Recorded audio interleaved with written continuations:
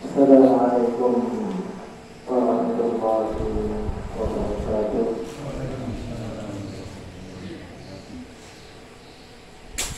Alhamdulillah nahmaduhu wa nasta'inuhu wa nastaghfiruh. Alhamdulillah min shururi anfusina wa sayyi'ati a'malina. Man yahdihillahu fala mudilla lahu wa man yudlil fala hadiya lahu. La ilaha illallah wahdahu la syarika lahu. Asyhadu anna Muhammadan abduhu wa rasuluh. Allahumma shalli ala Muhammad wa ala ali Muhammad kama shallaita ala Ibrahim wa ala ali Ibrahim fil alamin innaka Hamidum Majid. Ya ayyuhalladzina amanu taqullaha haqqa tuqatih wa la tamutunna illa wa antum muslimun. Ya ayyuhalladzina amanu taqullaha wa qulu qawlan sadida yuslih lakum a'malakum wa yaghfir lakum dhunubakum wa may yuti'illaha wa rasulahu faqad faza fawzan 'azima. Bapak Ibu jemaah salat Masjid Al-Furqan Padang Jaya Kulon, semoga kita diberikan oleh Allah Subhanahu wa Ta'ala nikmat yang Allah berikan kepada kita, yang tentunya tidak akan mampu untuk menghitung berapa jumlah nikmat yang Allah berikan kepada kita, sehingga tentunya kita bersyukur kepada Allah atas segala limpahan nikmat yang Allah berikan kepada kita, dengan terus beribadah kepada Allah Subhanahu wa Ta'ala sampai detik ini kita melaksanakan sholat berjamaah. Tentunya juga atas kehendak Allah kita mampu untuk melangkahkan kaki kita ke dalam Masjid Al-Furqan ini untuk kita sama-sama melaksanakan ibadah-ibadah, khususnya ibadah sholat maghrib. Insyaallah dilanjutkan dengan ta'lim, dan tentunya segala apa yang bapak-bapak dan ibu-ibu lakukan, langkah yang dilangkahkan dari rumah sampai sampai dalam masjid ini, maka akan dihitung sebagai kebaikan, akan diangkat derajatnya dan akan dihapuskan segala dosa-dosa yang kita lakukan. Karena tentunya kita inilah makhluk yang penuh dengan kesalahan ataupun kehilapan yang dilakukan. Berikut yang Allah Ta'ala perkenalkan di hadir di depan kita 8 kali lagi. Beliau sudah punya tugas Pak, guru beliau alhamdulillah aktif di Muhammadiyah, berada di majelis taklim, beliau aktif meliput kegiatan dakwah di Masjid Syuhada. Jadi sekaligus perkenalan, beliau ini punya channel YouTube. Mungkin ada yang sudah pernah nonton channelnya Bertani Itu Nikmat. Nah, itu banyak kegiatan Syuhada. Itu beliau ikut meliput. Luar biasa Pak. Jadi saya bincang-bincang sama beliau. Setiap kita berapa? 12.000. Sudah ada penghasilan beliau. Tapi ya masih terjajakan ya 2,5 tahun ya, luar biasa. Ya, walaupun dengan penghasilan yang Ya kalau saya bilang sedikit, tapi insya Allah kalau kita pergi karena beliau menjadi bagus, insya Allah dan bernilai ibadah. Sahabat beliau ngomong sama beliau, saya bilang sahabat lagi Pak, ini insya Allah masih ada sinyal, saya bilang masih ada YouTube. Kalau kita sudah mohon maaf tentang pendek umur, insya Allah itu akan jadi amal jariah yang luar biasa. Ditonton orang 12.000 yang nonton Pak, dengan mengapa itu setiap orang yang nonton mengambil faedah, mendengarkan, misalkan dalam mengaji diputar, disebarkan, akan menjadi ladang pahala bagi yang menutin, memposting, bahkan luar biasa, akan terus itu luar biasa. Tapi kalau kita memposting sesuatu yang hal-hal negatif, terus sampai kita menjadi tulang belulang, itu akan menjadi apa ya? Setoran multi level marketing ya. Kalau dulu saya katakan dosa jariah ya. Multi level marketing. Dosa jariah yang alhamdulillah jari kita mohon ampun kepada Allah atas dosa-dosa yang sering kita lakukan. Itu luar biasa. Jangan sampai kita meninggalkan sesuatu yang orang sampai kita akhir hidup kita orang menikmati dosa-dosa yang kita lakukan dari diri kita pun mohon kepada Allah agar jauhkan daripada perkara-perkara. Dan kita juga memohon petunjuk daripada Allah Subhanahu wa Ta'ala seperti yang kita baca setiap salat. Ihdinas siratal mustaqim, tunjukkanlah kami jalan yang lurus. Kita mohon kepada Allah yang lurus, yaitu jalan-jalan siratal ladzina an'amta 'alaihim ghairil maghdubi 'alaihim, yaitu orang yang engkau beri nikmat, ya, yaitu para nabi, para syuhada, orang saleh, dan kaum Mekkai, itu orang Yahudi, ataupun Nasrani, dan orang yang engkau beri kesesatan, ya, orang Nasrani. Dan itu merupakan sesuatu yang kita berbeda dengan jalan-jalan yang disesatkan dimurkai maupun disesatkan oleh Allah Subhanahu wa Ta'ala. Jangan dirahmati Allah Subhanahu wa Ta'ala. Selanjutnya kita akan membahas masalah lanjutan kemarin ya Pak. Insyaallah mungkin kita 15 menit untuk menyampaikan. Insyaallah akan ada penjawab. Yang kemarin saya ulang sedikit dari beberapa yang mungkin tidak berhadir ya. Masalah mengenai adab sangat penting Pak. Ada adab kecil yang mungkin kita tidak tahu. Kita kemarin membahas adab bertamu dan menerima tamu.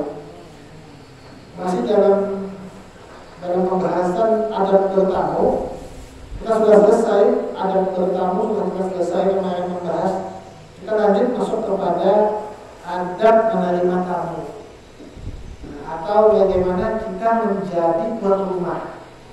Jadi tidak salahnya bila kita ulang sedikit ya pembahasan kemarin tentang adab bertamu ya. Ketika kita bertamu ke rumah orang lain, maka ada adab-adabnya. Jadi yang pertama adalah adab bertamu adalah bertamu karena yang kemarin saya sampaikan dan memenuhi undangan. Ada undangan dari Pak Lurah misalkan, tersebut maaf, beliau mengundang misalkan, ayo Pak ke rumah saya misalkan, ada hajatan atau bagaimana. Nah, itu merupakan satu syarat mengapa kita bertamu, karena kita memenuhi undangan. Sebagaimana yang kemarin telah saya sampaikan, hakul muslim al muslim situn ya. Hak muslim itu ada 6. Ada juga hadis yang menyebutkan hak muslim dalam muslim yang satunya itu ada 5. Jadi ada 6. Ya, salah satunya adalah wajibatul da'wah, yaitu menghadiri undangan. Undangan di sini terkhusus juga pada undangan pernikahan. Nah, kemudian undangan-undangan yang lainnya, itu undangan apa namanya, biasanya kan kalau di adat kita itu undangan syukuran, pindah rumah misalkan, atau mungkin berangkat haji ya. Memang tidak ada zaman Rasulullah, tidak ada itu. Tapi sudah menjadi satu kebiasaan kita undangan undangan berangkat umroh misalkan. Nah itu biasanya ada undangan khusus. Kemudian yang kedua adalah bertamu atas keinginan sendiri, Pak. Jadi kita bertamu misalkan rumah tetangga kita atau kerabat kita, itu karena kemauan kita sendiri. Nah, jadi karena kemauan kita sendiri, karena salah satunya adalah agar dilapangkan pintu rezeki dan dipanjangkan umur jika kita menyambung tali silaturahim kepada saudara-saudara kita. Nah, kadang-kadang kita salah kaprah. Barang siapa yang dilapangkan pintu rezeki untuknya, maka akan dipanjangkan umur. Hendaknya yang menyambung tali silaturahim harus dua kali. Silaturahmi di sini maksudnya adalah hubungan sedara, hubungan ada kerabat, paman, saya katakan paman juga, apa ya, pade, bude, itu hubungan yang sepupu bapak sekali, sepupu ibu 2 kali, misalnya, sepupu mama kita 3 kali, misalnya, itu kan ada hubungan Pak. Kakek nenek itu namanya hubungan silaturahmi. Karena kita salah, tapi yang menjadi satu kebiasaan kita sebenarnya yang kalau hubungan sesama kita, hubungan ukhuwah istilahnya. Ini pun juga merupakan sesuatu yang diajukan oleh Rasulullah SAW agar kita saling berkasih sayang.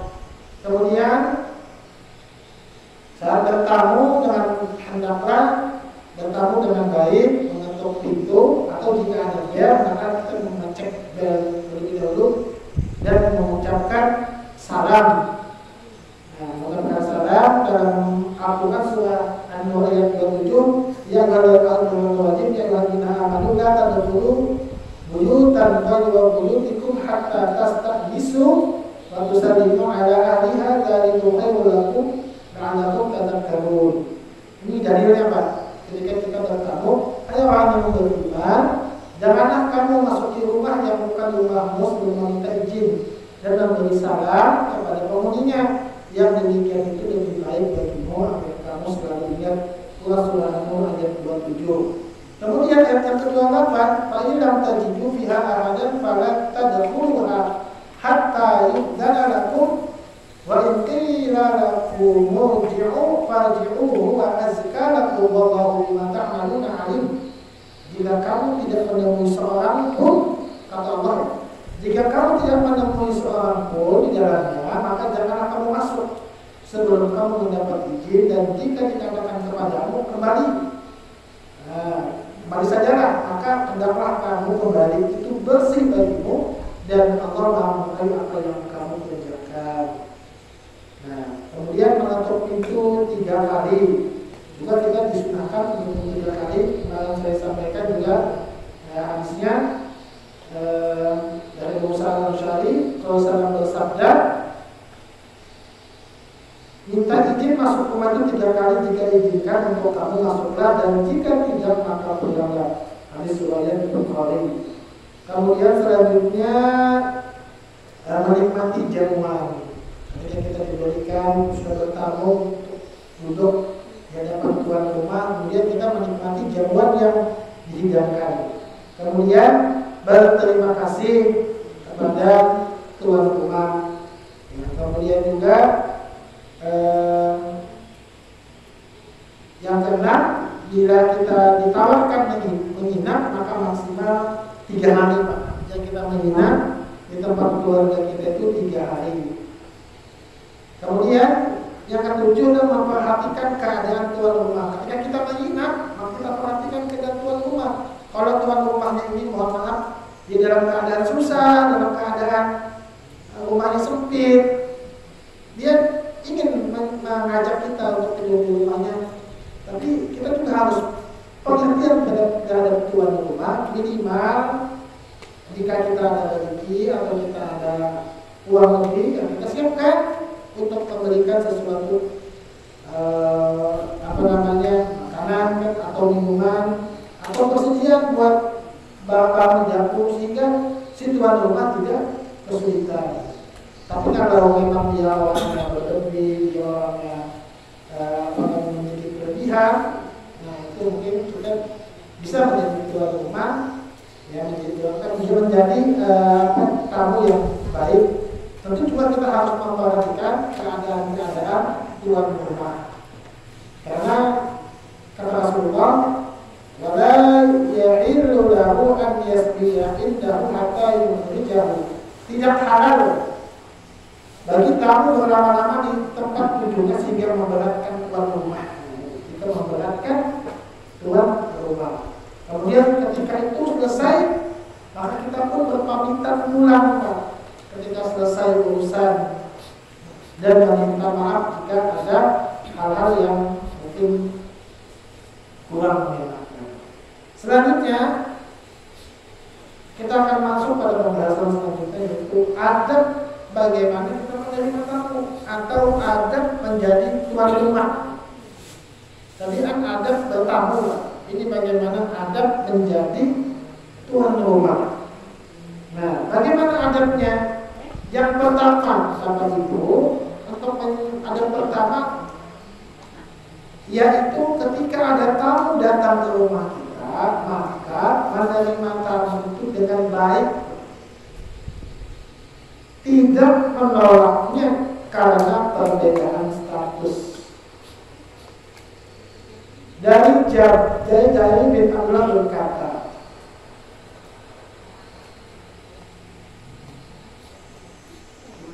ma hajabani Rasulullah SAW mundu aslamtu wala ghali illa dhahika.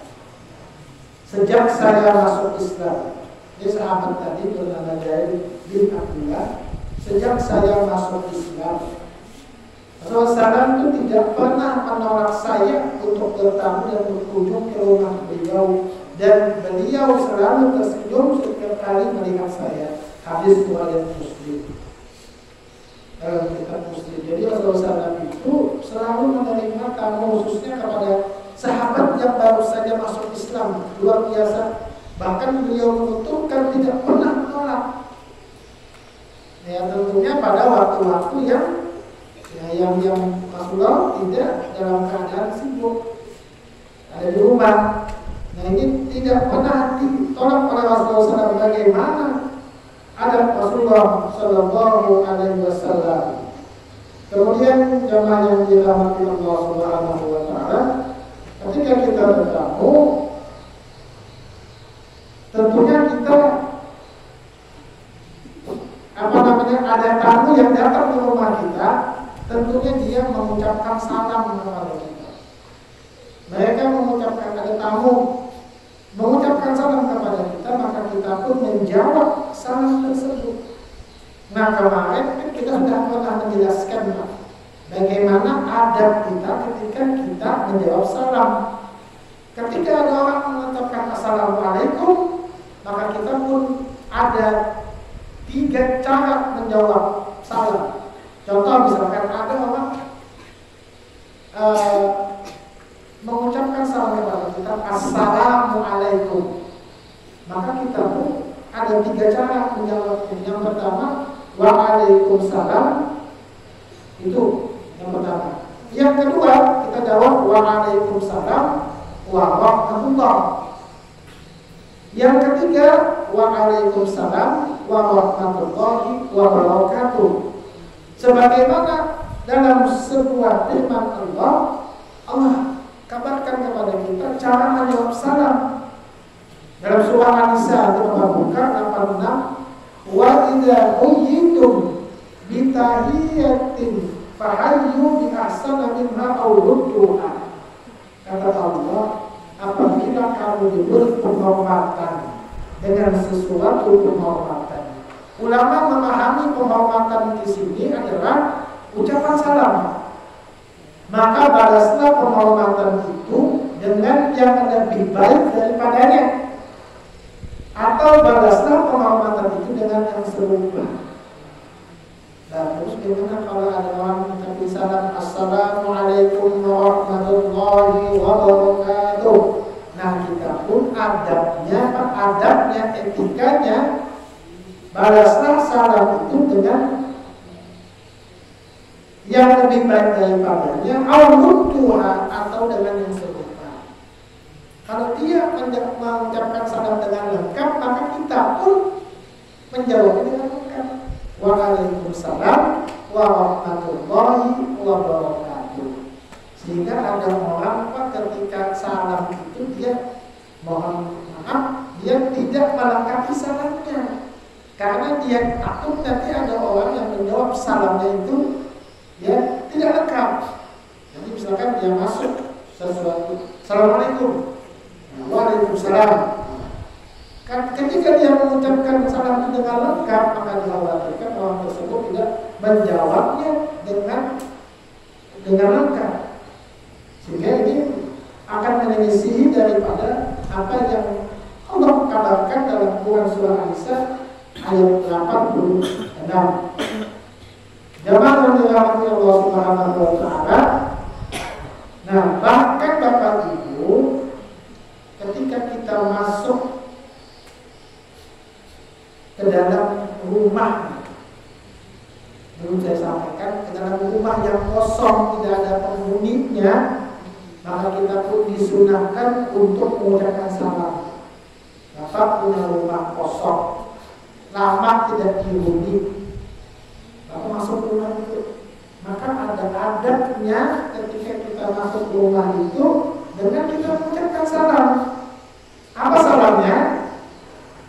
Dari Ibrahim bin Al-Musir, dia berkata, telah menceritakan kepada Mu'ad, dia berkata, apabila seseorang masuk rumah yang tidak dihuni, yang rumah kosong, maka hendaklah dia mengucapkan Assalamu alayna wa ala ibadillahis sholihin. Kamu lagi coba. Assalamu alayna wa ala ibadillahis sholihin. Ini ada. Kalau masuk rumah kosong, maka masuk dengan mengucapkan itu, semoga keselamatan terlimpah kepada kami dan kepada hamba-hamba Allah yang soleh. Ya, habis riwayat Bukhari, Al-Bani Sanad Hasan mengatakan, demikian juga beberapa hadis dari Al-Bani ini kami ambil dari adab dalam kitab adab. Jamaah yang dirahmati Allah Subhanahu wa taala. Kemudian selanjutnya kita Bapak dianjurkan masuk rumah yang kosong aja Pak, mengucapkan salam. Assalamualaikum warahmatullahi wabarakatuh. Itu rumah kosong. Apalagi rumah kita yang kita hari-hari masuk Pak. Nah, kadang-kadang Bapak Ibu, ini pribadi saya pribadi ya. Itu kadang-kadang kita masuk rumah itu mentang-mentang rumah sendiri, buka blok-blok masuk. Kadang istri bingung loh, Pak, sudah di rumah, salamnya mana? Ya Bu, gitu Bu, bapaknya. Iya, masuk ke rumah itu, Bapak Ibu, jangan mentang-mentang rumah sendiri masuk, rumah sendiri aja buka rokok, tidur. Tahu-tahu istri belum, sudah di samping. Nah, adabnya bagaimana? Tetap berikan salam, walaupun dengar Assalamualaikum. Masuk, wajib. Tidak perlu Bapak ketok pintu 3 kali, tok. Assalamualaikum. Tok 3 kali, Assalamualaikum. Kan ada kan gitu kan? 3 kali dia buka pulang. Pulang rumah istri. Bercanda ya, lumayan. Iya, jangan begitu. Jadi, ya lumayan dalam rumah sendiri ya. Tidak perlu kita laksanakan adab. Masuk lah kita kan ke rumah. Masuk buka pintu. Kecuali mungkin itu Pak dari anak kita yang mengucapkan salam ya. Nah itu Pak, masuk rumah yang tidak ada penghuninya aja Pak, kita itu ucapkan Assalamualaikum warahmatullahi wabarakatuh. Nah rumah kita Pak, jangan sampai kita pernah ucapin salam mentang-mentang Masa yang bangun kok, saya yang mendulitin, saya yang bayar pajak gitu, yang bayar listrik. Tetap kita ucapkan salam ketika kita berpergian. Nah, tapi jangan juga dijadikan ya kan main-mainan gitu ya. Mentang keluar rumah jemur pakaian, masuk assalamualaikum, keluar lagi nah itu kan Pak namanya main-main gitu ya. Yang benar itu ketika kita dari mana, atau mungkin kita ke pasar, atau mungkin kita dalam keadaan yang waktu yang lama, berjam-jam misalnya, kita ucapkan salam ketika kita masuk ke rumah. Jamaah yang dirahmati Allah Subhanahu wa Ta'ala. Kemudian jamaah Allah Ta'ala selanjutnya adalah menyambut tamu itu dengan baik, dengan wajah yang ceria. Ada tamu datang, kita wajahnya cemburu. Tahu dia mau cemburu ya karena mungkin pinjam uangnya, apalagi misalnya itu pasti pinjam lagi. Karena ini Pak kita Rasulullah itu sudah begitu. Diajarkan kita itu kita menyambut tamu itu dengan wajah yang ceria, dengan wajah yang tersenyum. Tidak pilih-pilih. Nah, sebagaimana saudara disebutkan, senyum di hadapan saudara itu adalah sedekah. Demikian sabda Nabi SAW dalam riwayat hadis riwayat Tirmidzi, senyum itu sedekah.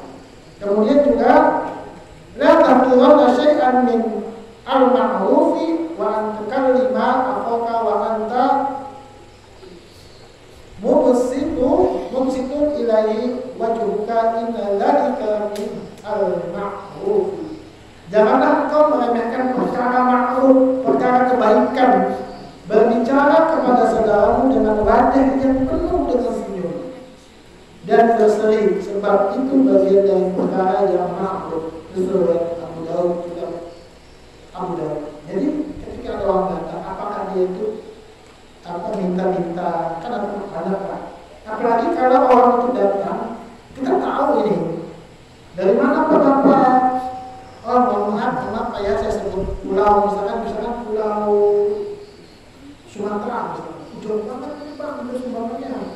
Terlihat tidak ada tanda dari RT dan begitu Pak. Dan kita sudah meyakini 100% ini orang tidak mungkin ada Sumatera datang ke sini jauh, cuma minta sumbangan. Terus kita lihat nama-nama itu. Nah, cara kita mengetahui sesuatu yang batin, maka ada dua pilihan. Kita sambut dengan baik, kita berikan pengertian, kita tanya dengan betul bahwa ketika dia melakukan hal yang salah, kita ingatkan. Nah, yang kedua, ketika kita tidak memberi, Pak, tidak memberi ya, kita tidak memberi ya, tidak masalah, tapi tidak memberi dengan cara yang baik. Dengan cara yang baik, jangan kita mengusulkan, kita berkata-kata yang kotor, misalkan menyakiti hatinya. Nah, ini sesuatu perkara yang juga dilarang Allah Subhanahu wa Ta'ala. Bahkan juga ada yang mengatakan ketika kita mengambil baik, kita memberi dengan cara yang santun. Sampai kita menyakiti hati orang yang orang itu datang kepada kita. Kemudian mengenai menyambut tamu dengan sesuatu yang berseri, bukan berseri. Ini ada satu riwayat yang menyebutkan ada riwayat begini Pak. Kita tahu bersama Abdullah ibnu Maktum itu kan sahabat Nabi Pak. Sahabat Nabi itu datang menemui Nabi, matanya buta, dan dia adalah orang yang miskin, orang miskin bertemu dengan Nabi. Nah, ketika itu Nabi itu berbicara dengan salah satu pembesar Quraisy, yaitu Ubay bin Khalaf. Rasulullah itu memiliki niatan agar orang Quraisy tadi, orang kafir Quraisy tadi itu masuk ke dalam Islam. Jadi betul-betul mengharapkan. Nah, ketika itu datanglah sahabat yang bernama Ibnu Maktum. Ketika itu datang menyusul ke Dan ketika itu Rasulullah itu Pak, mohon maaf, berbuka masam. Dan tidak beliauin gitu, cuekin aja. Tapi Allah menurunkan firman, Allah menurunkan ayat surah Abasa. Kita berkali itu tafsirnya, asbabun nuzulnya Abasa wa tawalla an ja'ahul a'ma. Nah ini ayat ini karena Nabi menolak orang mati bermuka masam. Allah betul langsung, dia Muhammad bermuka masam. Abasa wa tawalla an ja'ahul a'ma, dan berpaling karena telah datang seorang buta kepadanya. Nah, ini luar biasa. Allah menentukan kita Muhammad, kita orang datang bermuka. Jadi kalau kita itu nanti ada tamu yang tangan Pak kita bermuka masam. Ini nanti Bapak bisa buka di surah Al-Abasa ayat 1 sampai 30. Selanjutnya, ketika tamu itu datang ke rumah kita, maka Pak, tentu kita dengan sapaan yang baik, tanya kabarnya, apa kabar, tanya kita menerima tamu kita. Nah, ada satu hal yang kadang-kadang kita ini lupa. Ketika ada orang bertamu, kita tanya kabar. Bahkan di awal itu kita tanya begini, Pak, kadang-kadang, berapa hari sudah di sini? Kapan pulang? Nah, ini kapan? Berapa hari sudah Pak? Kapan pulang Pak? Baru ketemu sudah ditanya berapa hari, kapan pulang? Nah ini kadang-kadang Pak rutin ya, kita berdoa kepada Allah kan? Kan kadang-kadang kita Pak, kapan pulang? Maksud kita itu sebenarnya ingin melayani gitu, ingin memberikan sesuatu misalkan. Kita mungkin ada pikiran nih, mungkin beberapa hari ada yang mau saya berikan. Tapi kadang-kadang menurut ibu, kadang-kadang sudah berapa hari, kapan pulang? Baru ketemu ya. Ada mungkin jangan begitu. Kita tanyakan dulu kabarnya, kita tanyakan dulu kondisinya, kemudian tanyakan dengan baik. Jangan ketika mau ketemu kapan pulang nanti. Sesuatu yang ibaratnya menyinggung ya. Maka selayaknya ketika itu tamu datang, maka persilakan duduk di ruang tamu kita yang sudah kita bersihkan dengan sapu, dengan apa, kita berwangian. Ini merupakan setelah. Yang ketiga adalah menjamu memberikan minuman atau makanan. Nah, setelah tamu duduk dan berbasa-basi, sebenarnya segeralah persiapkan hidangan suguhan berupa air minum. Jadi kemarin saya sebutkan Pak ya, ini sudah disiapin, memang sudah kita siapin. Kan hal-hal kecil juga. Berapa sih kita siapin di meja tamu kita, bahkan ibu-ibu kadang-kadang sudah menyiapkan seperti kue-kue ini bukan ada. Kata Rasulullah, barang siapa beriman kepada Allah dan akhir, maka dia memuliakan tamu dan menjamunya di siang dan malam hari. Nah, hendaknya tuan rumah itu menyiapkan berupa air, minimal air. Ya, kemudian kalau biasanya juga ada makanan kecil, nah, sudah luar biasa. Nah, minimal air Pak disiapin. Nah, ketika menyiapkan itu Pak, ketika ada tamu datang, nah kadang-kadang kita begini ya, itu sudah saya sampaikan ya. Bapak mau minum apa? Minum teh panas, apa kopi panas? Nah, jadi orang yang biasa rasa malunya itu dia nggak berani nyebut Pak, saya sudah minum. Padahal saya pernah sampaikan, dia datang dari rumah kita itu Pak, mobilnya mungkin di pinggir gang, jalannya 100 meter. Tapi karena kita menawarkan, mau minum apa Pak? Teh apa, kopi. Nah, dia pun akan merasakan bahwa sudah direpotin padahal dia haus. Nah, minimal ini kita lihatin Pak, sudah di depan. Ini kan Pak merupakan sesuatu yang kronis kan, kita siapin di depan meja kita atau apa. Minimal yang penting. Apabila ada tamu datang, tidak usah ketawar-tawar. Sudah, buatin teh. Urusan orang dan minum belakangan. Ya, buatin teh. Tapi cuma jangan juga terlalu manis.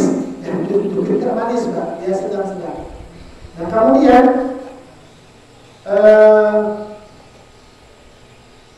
Selanjutnya ini sebenarnya masih banyak perilaku Rasulullah kepada para sahabat.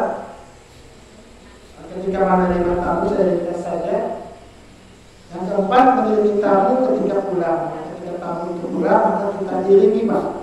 Ketika tamu pulang kita iringi sampai empat dia kelima pada saat dia pulang sampai kita keluar rumah ke teras kita, itu adabnya. Kemudian terakhir, tips tamu yang lama berkunjung agar segera pulang. Kita punya hak Pak mengusir tamu, tapi dengan catatan, dengan adab, caranya beretika, beradab. Jangan marah-marah. Tapi ada cara-caranya. Yang pertama, membuat alasan yang benar dan masuk akal, seperti misalkan kita memang betul-betul mau jemput anak sekolah, kita katakan mau jemput anak sekolah, mau sholat jamaah di masjid. Nah itu salah satu cara mengusir tamu. Udah lama kan, nah, katakan begitu. Itu boleh Pak. Maaf ya, saya mau sholat di masjid, ada pengajian. Maaf kan mau jemput anak. Tamu kadang-kadang banyak waktu. Yang kedua, mengarahkan penglihatan pada jam tangan. Kalau sudah kita mengatakan Pak, maaf saya ini mau jemput anak, sebentar lagi Pak, dia mau sholat, dia saya tunggu Pak. Masih aja lihat jam tangan. Nah itu salah satu cara, atau lihat jam dinding. Nah itu salah satu tips. Kemudian yang ketiga, berpindah Pak dari tempat duduk. Cara 1, 2 dan bisa pindah ini Pak, pindah. Ngangkat badan. Itu salah satu adab Pak. Kita angkat badan. Dengan pergerakan badan. Yang keempat, pada awal bertamu Pak. Contoh misalkan Pak Tua sudah mau jalan ini. Kalau Anda ketinggalan ini misalkan ya, atau mau berangkat nunggu taksi misalkan atau angkot, bisa harus jalan ini. Ada tamu, saya tahu. Sebentar Pak Tua. Ayah saya sebentar ya. Kasih waktu 2 menit. Kasih 3 menit Pak. Oke, Pak Tua. Sampaikan 3 menit. Nah, jadi di awal itu sudah kita sampaikan bahwa kita mau jalan nanti 3 menit aja waktunya. Yang kelima Pak, menguap. Itu salah satu trik untuk menandakan bahwa kita ini ada kegiatan apa.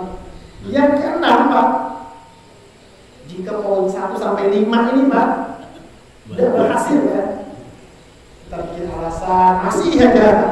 Yang kedua, mengarahkan ke jam tangan dan titik, bergeser juga, menentukan batas waktu bertamu, menguap juga sudah, maka kita boleh dengan santun.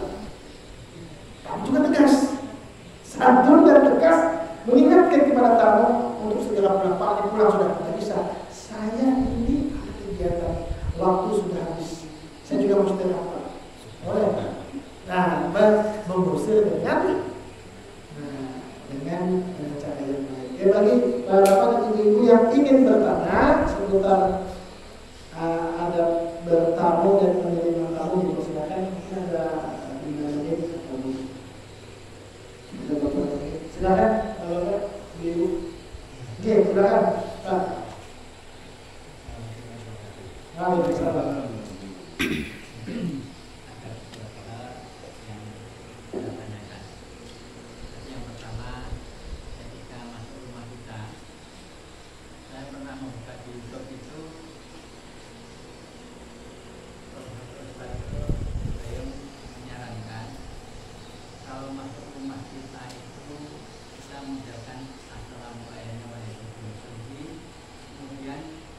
Baca surat Al-Ikhlas walaupun hanya sekali.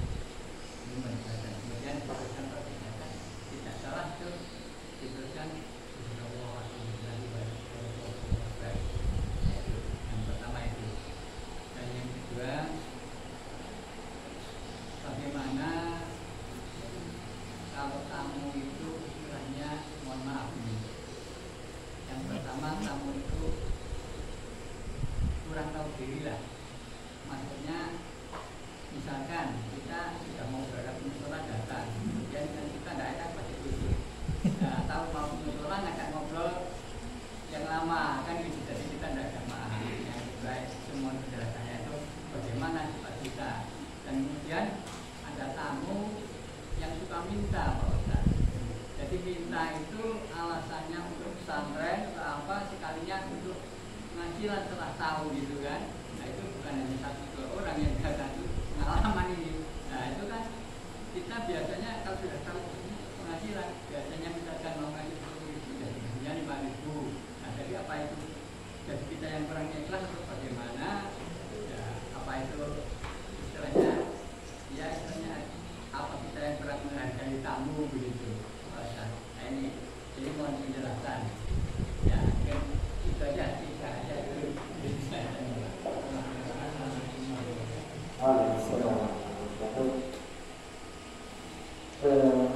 Untuk menjawab pertanyaan yang pertama, apakah kita mengucapkan Assalamualaikum warahmatullahi wabarakatuh, kemudian membaca surat Al-Ikhlas, saya belum menemukan ada mengenai hal demikian yang berkaitan Rasulullah, akan tetapi yang kita temui itu adalah ketika kita masuk ke rumah yang kosong, Assalamualaikum warahmatullahi wabarakatuh. Nah itu kita memang disunahkan untuk mengucapkan kalimat itu, Pak, bukan pada rumah yang ada berpenghuni. Kemudian untuk tambahan mengenai membaca surat Al-Ikhlas, mohon maaf saya juga belum pernah menemukannya. Bukan berarti menyalahkan pendapat daripada guru kita atau ustaz yang menyampaikan. Nah, mungkin nanti saya coba untuk kaji ulang. Sepengetahuan saya tidak ada. Mungkin ya ini merupakan pendapat daripada ulama-ulama yang membuat hal demikian. Tetapi lebih baiknya bagi kita kan sudah ada tuntunannya, Pak. Kita bisa melihat di beberapa kitab-kitab adab. Maka lebih baiknya ya kita ketika kita masuk ke rumah kita itu mengucapkan salam tanpa menambah Assalamualaikum warahmatullahi wabarakatuh. Itu cuma masuk, kecuali kita masuk ke dalam rumah yang kosong, kita mengucapkan Assalamualaikum warahmatullahi wabarakatuh. Dan itu kan memang sunnah Rasulullah. Tapi kalau rumah yang ada penghuninya, maka itu saya bukan berarti menyalahkan pendapat tersebut, karena kita tidak tahu, Pak. Mungkin ada kitab sendiri yang membahasnya, atau mungkin saya tidak menemukan, ya, karena keterbatasan keilmuan.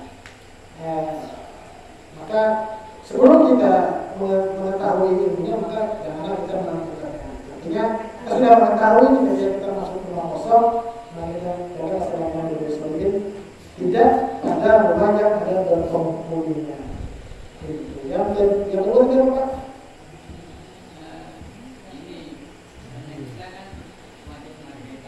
Kadang-kadang tamu itu kan ada yang kurang tahu diri. Ya, tadi makanya Mak gini, tadi terakhir saya sampaikan tadi ada tips ketika tamu itu lama berkunjung, Pak.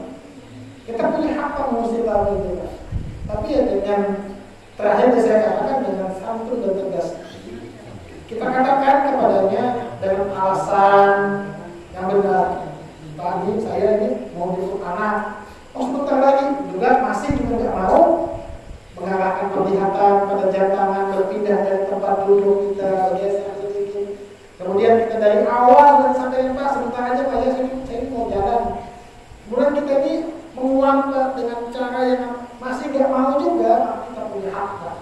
Kita punya hak untuk mengeluarkan tamu daripada rumah kita, tentunya dengan tegas, dengan cara yang santun dan juga dengan cara tegas kepada saudara kita. Minimal kita mengucapkan kepada kita, maaf, waktu sudah habis. Kita kasih dia, kita langsung aja katakan maaf, waktu sudah habis. Kita mau sholat. Bapak kalau mau bapak mau datang lagi aja, Pak, kita sholat dulu misalnya begitu. Nah, kadang-kadang tamu itu kan nggak tahu, Pak, aturan. Orang yang sudah istirahat, tamu, Pak, kemana-mana. Nah, makanya pentingnya kita belajar adab. Bagaimana cara bertamu? Karena saya sampaikan ada menjadi tamu, maka pilihlah waktu-waktu yang orang itu senggang, tidak dalam istirahat. Bahkan ada hak untuk menolak tamu. Tadi disebutkan dalam Al-Quran, bukan diboleh menolak tamu untuk datang ke rumah kita. Maka boleh untuk menyuruh yang papa pulang kembali. Contoh misalkan ibu-ibu di rumah sendirian, ada tamu datang. Nah maka ketika tidak ada suami di rumah, apakah kita melakukan itu atau tidak? Maka ada pendapat yang lebih hati-hati. Ada lebih hati-hati ketika tidak ada suaminya, pemahamannya, tidak ada anaknya, tidak ada orang yang ketika itu dapat melindunginya, dia berhati-hati, dia tidak mau buka pintu, dia cuma lihat di jendela. Dan siapa? Cari apa? Orangnya tidak ada. Nah, orang yang bertamu itu harus juga peka. Berarti dia memang tidak ada orang di rumah. Saya pernah ibu bertamu ke rumah sepupu saya. Kemudian dia juga dari pondok. Saya bertamu, tok pintu, assalamualaikum. Itu jadi bukain Pak. Karena sepupu saya, bapaknya tidak ada. Oh ternyata dia lebih berhati-hati untuk tidak menerima tamu agar tidak terjadi fitnah. Fitnah kan luar biasa. Foto misalkan dari jauh, ada yang usir, oh si Anu ini. Nah ternyata ada laki-laki di atasnya, jadi begitu lah. Sekarang hati-hati. Nah, jadi begitu. Jadi boleh Pak kita mengusir, namun Pak kita berikan pengertian. Kemudian yang terakhir orang yang minta-minta.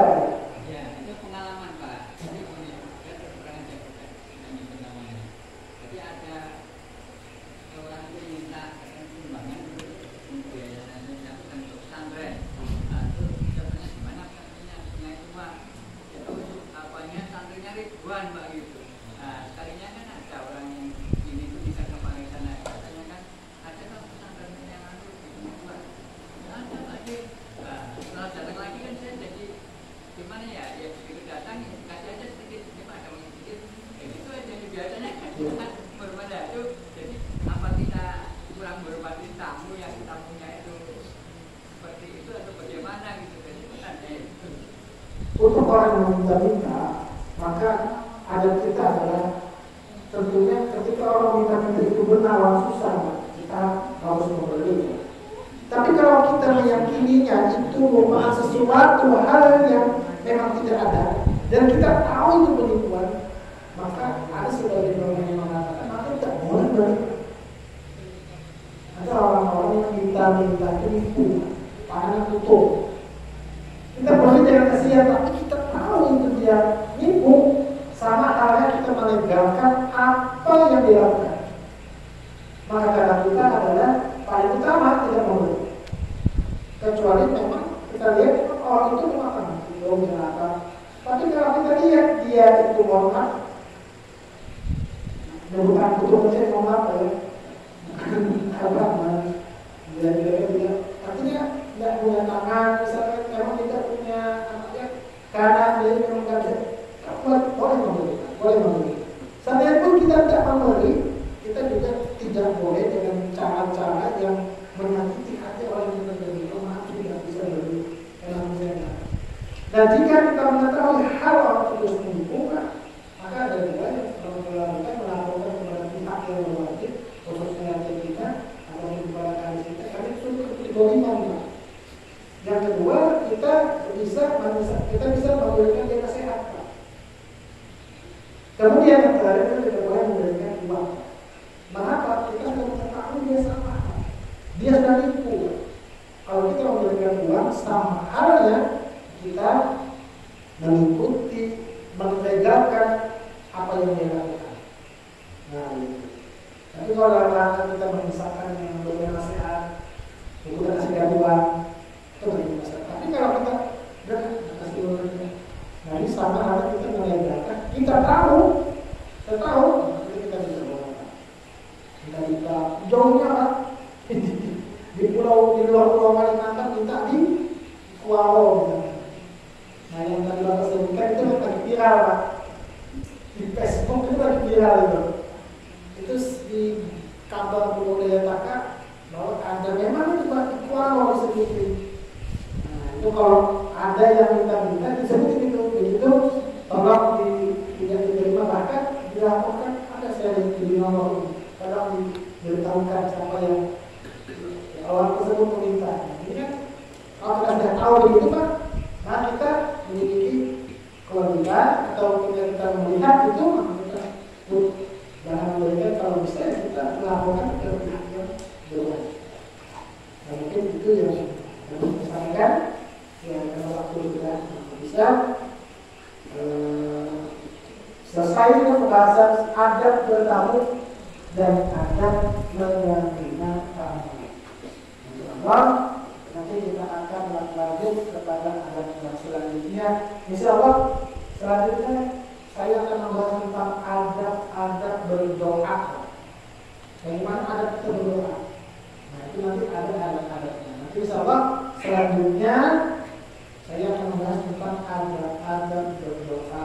Nanti ada waktu-waktu yang mustajab dalam berdoa, di waktu-waktu apa saja, adab-adabnya bagaimana, itu nanti pertemuan akan datang. Saya membahas tema-tema ringan aja Pak, masuk bulan-bulan. Ini susah Pak. Saya yang kembali yang pernah kita pelajari, yang pernah kita kaji ya, kita sampaikan kepada Pak di video yang lain. Jadi amal kebaikan khususnya bagi saya pribadi yang menyampaikan, bukan berarti Pak saya duduk sini yang dari Pak Pak. Saya sama-sama belajar Pak. Kalau ternyata begini ya, ternyata begini. Jadi ulang kembali. Saya menyampaikan, saya bisa belajar mengulang kembali.